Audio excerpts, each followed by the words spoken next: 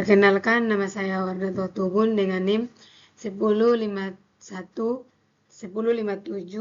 3111 522 dari kelas AK22E. Di sini saya akan menjelaskan tugas yang diberikan oleh Ibu Ainun Arija, SPD MSI. Contoh kasus yang saya ambil dari mengenai materi manajemen persediaan yang terdiri dari manajemen persediaan tradisional, manajemen persediaan JIT atau just in time, serta teori constraint. Judul contoh kasus yang saya ambil yaitu strategi manajemen persediaan di PT Maju Sejahtera. Perbandingan metode tradisional, just in time atau JIT, dan constraint.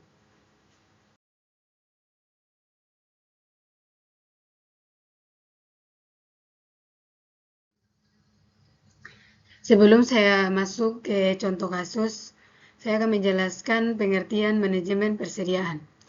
Manajemen persediaan adalah proses perencanaan atau pengendalian dan pengawasan terhadap barang atau bahan yang dimiliki oleh suatu perusahaan atau organisasi untuk memastikan ketersediaan yang optimal. Tujuannya adalah untuk menjaga keseimbangan antara pasokan dan permintaan, menghindari kelebihan atau kekurangan stok, serta mengurangi biaya penyimpanan dan pembelian. Manajemen persediaan mencakup berbagai aspek seperti pemesanan, penyimpanan, pencatatan, dan pengendalian stok metode yang sering digunakan dalam manajemen persediaan antara lain just in time, economy order quantity atau EOQ, dan ABC analysis. Dengan manajemen persediaan yang baik, perusahaan dapat meningkatkan efisiensi operasional dan kepuasan pelanggan. Selanjutnya, metode tradisional. Metode tradisional dalam manajemen persediaan melibatkan pemesanan dan penyimpanan bahan baku dalam jumlah besar untuk memastikan kelancaran produksi. Model ini seringkali menggunakan pendekatan ekonomi order quantity atau EOQ yang bertujuan untuk menentukan jumlah pemesanan optimal guna meminimalkan biaya total persediaan. Ciri-ciri metode tradisional. Yang pertama, pengelolaan manual. Stok dicatat secara fisik atau dalam sistem sederhana. Kedua, berdasarkan pengalaman. Pemesanan dan penyimpanan dilakukan berdasarkan perkiraan atau kebiasaan. 3. Keamanan stok tinggi. Biasanya menyimpan stok dalam jumlah besar untuk menghindari kekurangan. Keempat, kurang fleksibel. Tidak dapat dengan cepat menyesuaikan dengan perubahan permintaan pasar. Adapun kelebihan dari metode tradisional. Yang pertama, model mudah diterapkan tanpa teknologi canggih. Kedua, cocok untuk bisnis kecil dengan persediaan sederhana. Ketiga, memberikan rasa aman karena stok selalu tersedia. Adapun kekurangan metode tradisional. Rentan terhadap pemborosan dan biaya penyimpanan tinggi. Kurangnya efisiensi dalam menghadapi fluktuasi permintaan. Sulit dalam pengelolaan stok besar dan kompleks.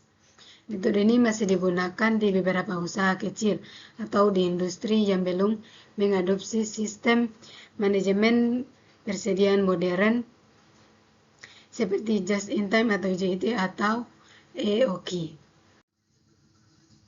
Metode just in time atau JIT. JIT adalah strategis manajemen persediaan yang bertujuan untuk mengurangi jumlah stok dengan melakukan pemesanan bahan baku hanya saat dibutuhkan dalam produksi. Konsep ini pertama kali diterapkan oleh Toyota untuk meningkatkan efisiensi dan mengurangi pemborosan. Adapun prinsip utama JIT, yang pertama, produksi sesuai permintaan. Barang atau bahan hanya dipesan saat dibutuhkan, menghindari stok berlebihan. Kedua, mengurangi pemborosan, menghilangkan aktivitas yang tidak bernilai tambah, seperti penyimpanan berlebihan dan waktu tunggu. 3. Peningkatan kualitas, menjaga kualitas tinggi untuk menghindari produk cacat yang bisa menghambat produksi. Keempat, kolaborasi dengan pemasok, memastikan pemasok dapat menyediakan bahan baku tepat waktu tanpa keterlambatan.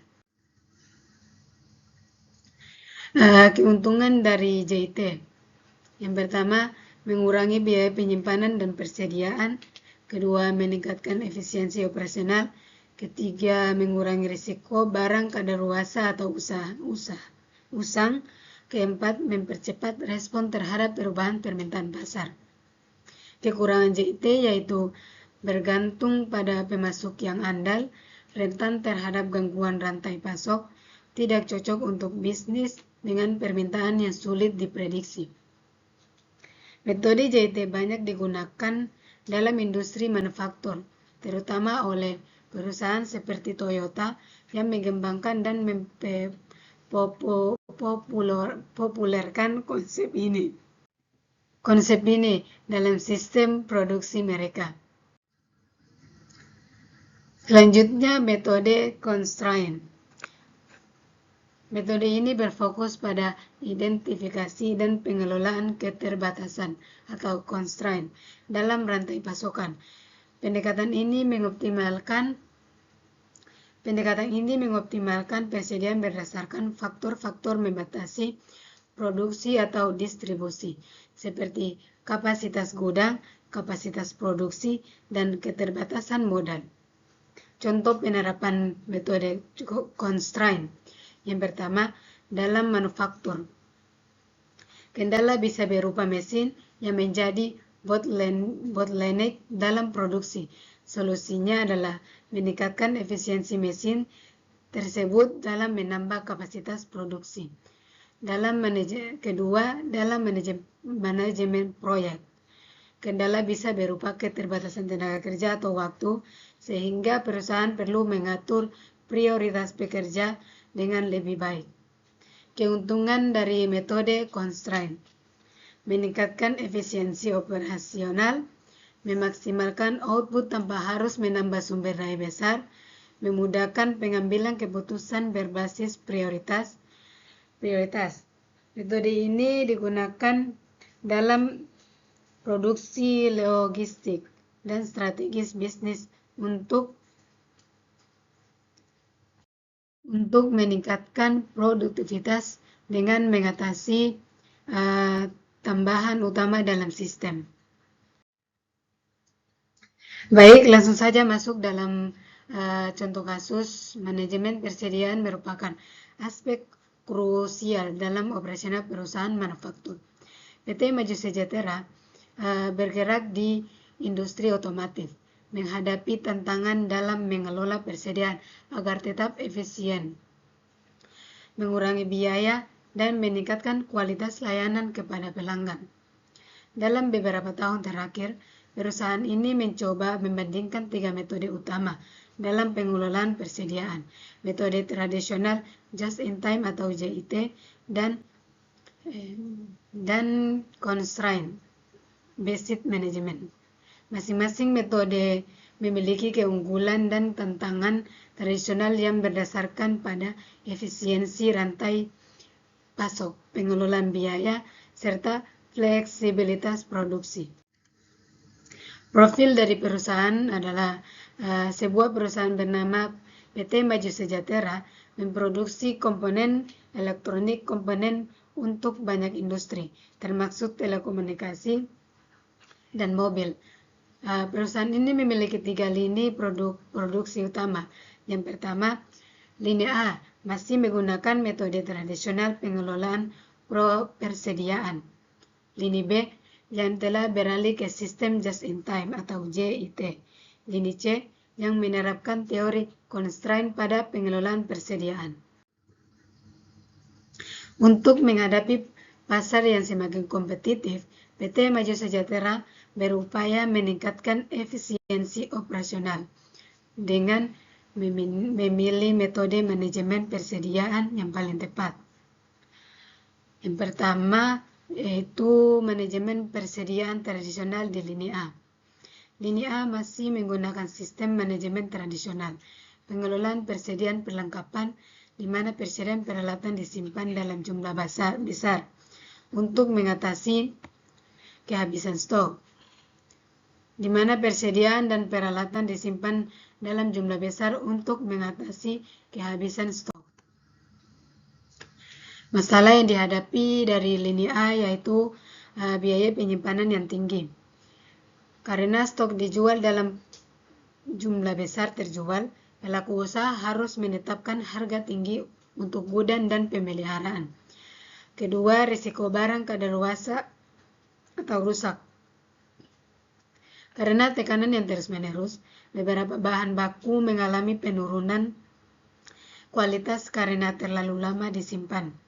Ketiga, modal tertahan dalam persediaan. Dana perusahaan banyak terserap dalam stok yang belum digunakan.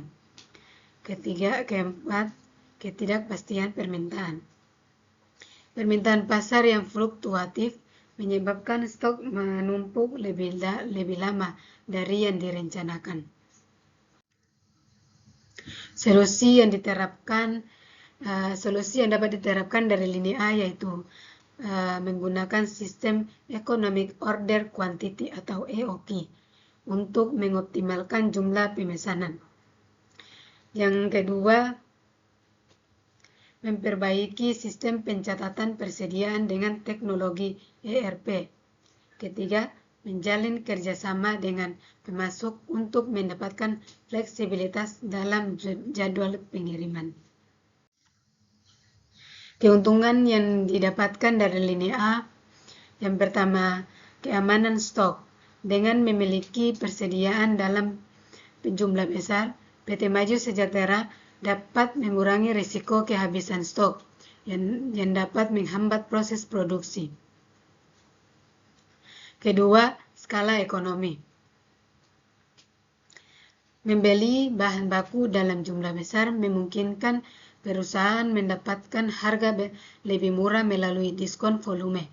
Ketiga, kemudahan perencanaan. Produksi dan distribusi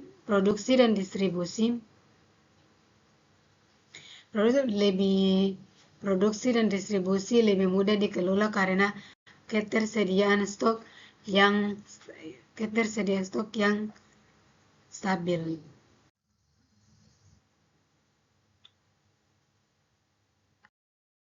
Selanjutnya yaitu lini B, just in time JIT.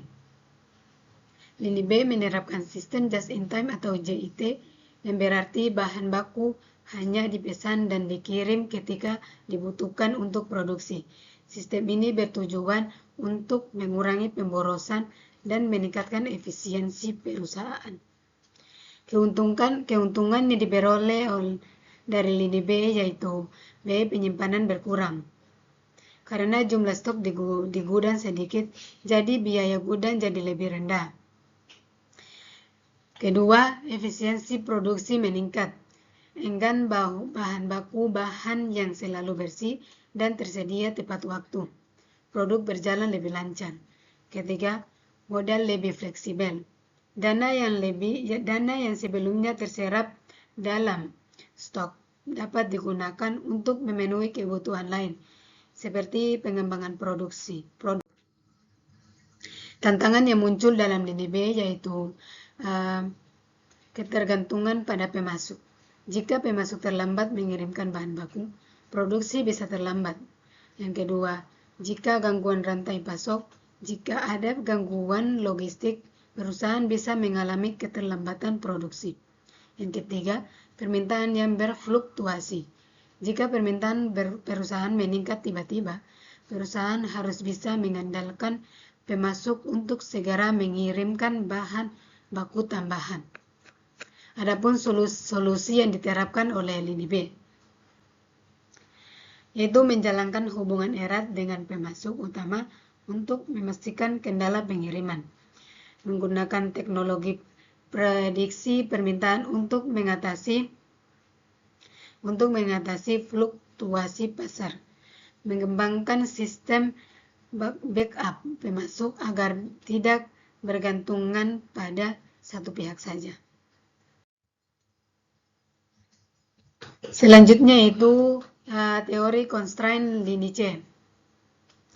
Lini C menerapkan teori constraint yang berfokus pada identifikasi dan pengelolaan hambatan utama dalam produksi. Dalam pendekatan ini, perusahaan mengidentifikasi bottleneck atau titik lemah dalam rantai produksi dan mengoptimalkan proses di sekitar hambatan tersebut. Hambatan yang ditemukan dalam lini C yaitu mesin produksi yang lambat. Salah satu lini yang utama, jalur produksi mengalami waktu henti yang menghambat setiap proses. Yang kedua, kurangnya teknologi kerja terampil. Beberapa langkah produksi memerlukan operator yang sangat terampil, namun jumlah tenaga kerja terampil terbatas. Ketiga, ketidakseimbangan kapasitas produksi. Beberapa bagian dari jalur produksi beroperasi lebih cepat dibandingkan yang lain, yang mengakibatkan titik tertentu berkonsentrasi lebih cepat dari yang lain, yang menghasilkan titik tertentu. Solusi yang diterapkan oleh lini C yaitu mengoptimalkan jadwal perawatan mesin untuk mengurangi waktu henti. Kedua, melatih tenaga kerja agar lebih fleksibel dalam menangani berbagai tugas produksi. Ketiga, menggunakan sistem before stick yang hanya ada di titik kemacetan untuk memastikan kualitas produksi atau kelancaran produksi. Keuntungan yang didapatkan oleh lini C yaitu optimalisasi kapasitas produksi dengan fokus pada bottleneck dalam rantai produksi. Metode ini membantu meningkatkan efisiensi dan throughput produksi. Kedua, mengurangi waktu tunggu. Dengan mengidentifikasi dan mengeliminasi hambatan utama, produksi dapat berjalan lebih cepat dan lancar. Ketiga, meningkatkan penggunaan sumber daya. Perusahaan dapat memaksimalkan pemanfaatan mesin dan tenaga kerja dengan lebih efisien. Keempat, menghasilkan produksi yang lebih stabil, fokus pada constraint, memungkinkan perusahaan untuk memiliki produksi yang lebih stabil dan dapat diprediksi.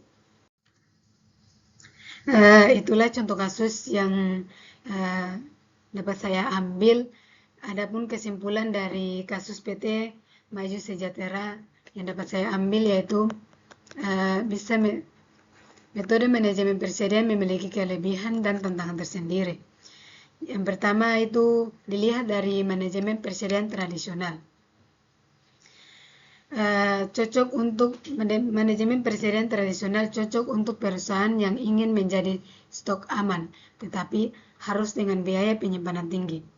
Yang kedua, just in time atau JIT, sangat efisien dalam mengurangi pemborosan, tetapi memerlukan kerjasama erat dengan pemasok. Ketiga, teori constraint, membantu perusahaan mengidentifikasi hambatan utama dan meningkatkan efisiensi di titik kritik. Dengan pemahaman karakteristik masing-masing metode, perusahaan dapat memilih pendekatan yang paling sesuai dengan kebutuhan dan kondisi bisnisnya. PT Maju Sejahtera akhirnya memutuskan untuk menggabungkan elemen terbaik dari ketiga sistem ini guna mencapai efisiensi yang optimal. Sekian dari saya. Itulah yang dapat saya sampaikan dari kasus yang saya tampilkan. Bila ada salah kata mohon dimaaf. Wassalamualaikum warahmatullahi wabarakatuh.